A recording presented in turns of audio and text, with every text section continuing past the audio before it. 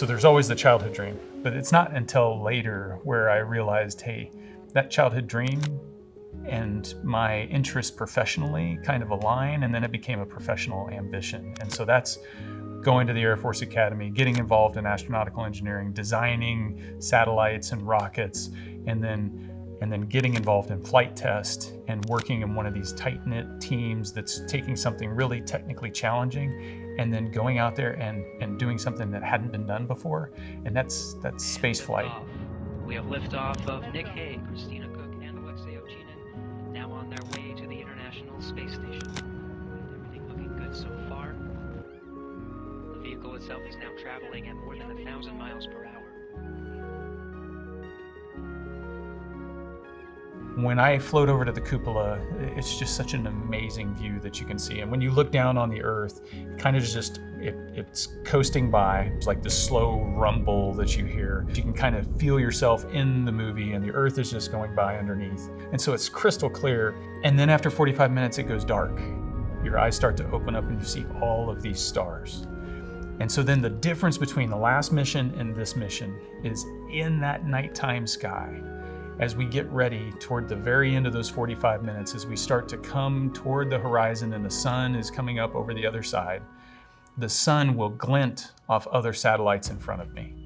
And so I see this swarm of fireflies in front of me, and there's satellites in the distance that weren't there the last time I was there. We can't do what we're doing up there if the Space Force and Guardians around the globe aren't doing their missions on a daily basis.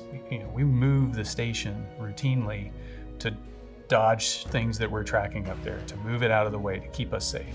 There is a very tangible feeling now that there wasn't back on that first mission that's there right now. And when you go out and you look out and you see all that stuff, you're like, wow, thank you to every Guardian out there for what you do.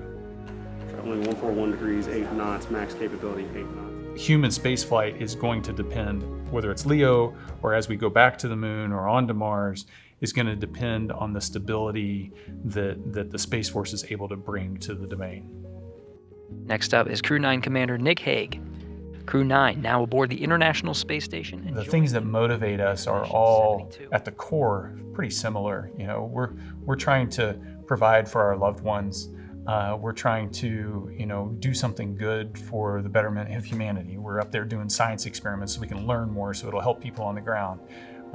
That shared sense of commonality, and then you understand there's these big differences, and sometimes those differences are the things you start to cherish the most because you celebrate them because they create the difference in perspective. And when you bring a lot of different perspectives together on a team, it ultimately makes the team better. NASA astronaut Nick Hague, you can see floating off just past that left hand of his. Doing a spacewalk is pretty spectacular. The first aspect is just putting on a spacesuit and then going outside and working on the outside of the space station. That's a pinch me moment, especially as you're sitting there, turning the bolts and looking down below as the Earth just kind of glides right by. There's this team, there's hundreds of people on the ground that are supporting you doing that real time, and they're feeding you step by step, and something doesn't work, and then they're coming up with plan B, and you're kind of all working together in concert. And so I just really enjoy the feeling of just being part of that massive team operating at such a high level.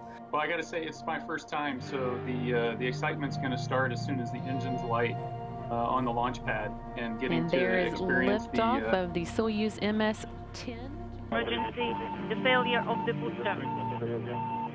So I spent 2 years training to be perfect in the moment of launch, to get to space.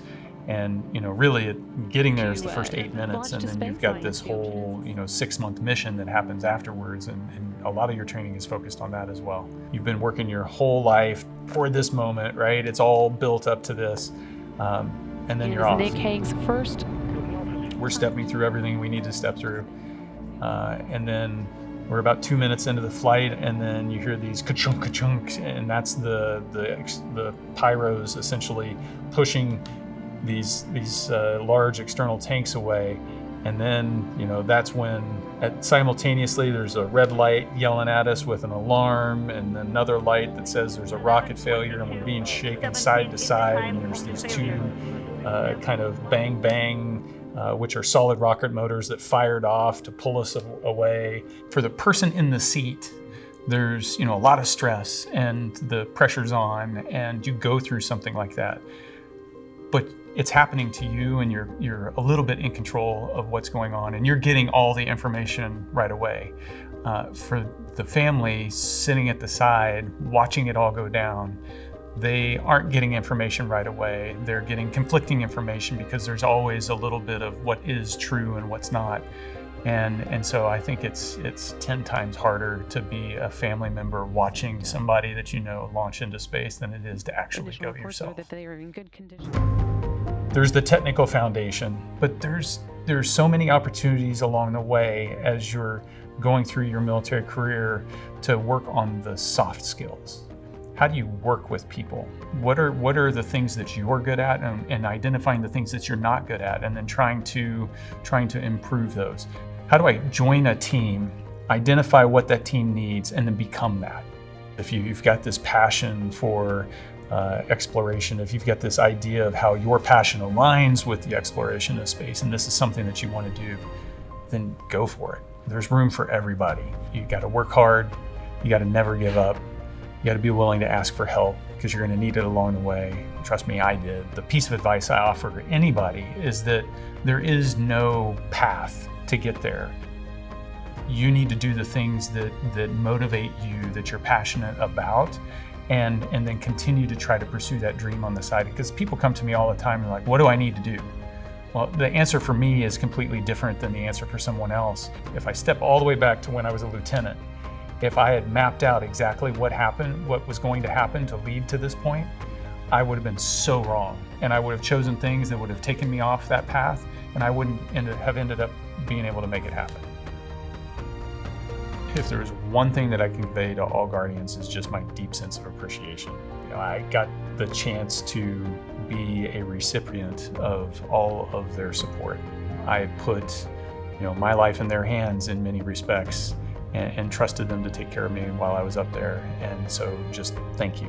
It makes me proud to be able to, call myself a Guardian, and to know that, I'm shoulder to shoulder with all of them, and the things that they do, what they make happen, it's just so important. It's an honor to be part of it all.